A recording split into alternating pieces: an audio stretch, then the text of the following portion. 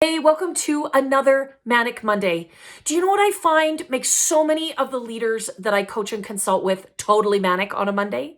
It's this myth that they have to be perfect, that they have to be this incredible paragon of leadership, that they can never make a mistake, that screw ups are not allowed, that they can let everybody down. And realistically, that myth is going to make you nuts as a leader. There is no such thing as a perfect leader. What we really want to strive towards, though, is to be a great leader. And one of the very most important things that makes a leader great is the ability to acknowledge and admit when they're wrong, to have accountability, to be able to lean into that space where they acknowledge that they screwed it up, that they made the wrong choice or the wrong decision, or that they behaved in an inappropriate way. And it is in being vulnerable in that space and having the courage to say, I didn't do that right. That did not go well. That's what makes you a great leader. And it's great leaders that people want to follow. Why do they want to follow a great leader, not a perfect one?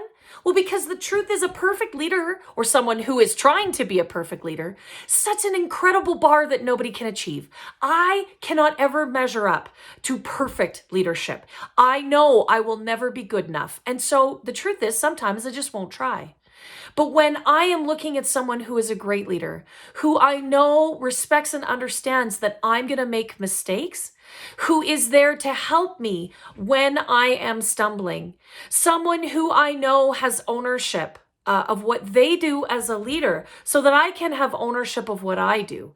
And someone who recognizes that in making, errors and messing things up, there's beautiful lessons and will help me learn those lessons. So that is what is really, truly important about being a great leader. And realistically, then when we are striving to be great in our leadership instead of to be perfect in our leadership, we create a space where we get to still explore as a leader. We get to learn because there is always more to learn and more growth available, even if you're a really experienced leader. And I work with some of those people that have been in leadership, that have been in business for many years. And yes, they have great wisdom. But the truth is, we all know things are changing so rapidly right now that this is an experience no one's had. So realistically, in this point in time especially, trying to be a perfect leader, to do everything beautifully and execute flawlessly, is really not realistic. It is not something that's achievable because the ground is moving. So if we aspire to be a great leader, to encourage and grow others, to have empathy for those that work for us and work with us, and those that are in our communities, and especially those people we lead in our families, that's when we can truly be an inspirational leader. I hope that helps you have a little bit more magical Monday. See you next week.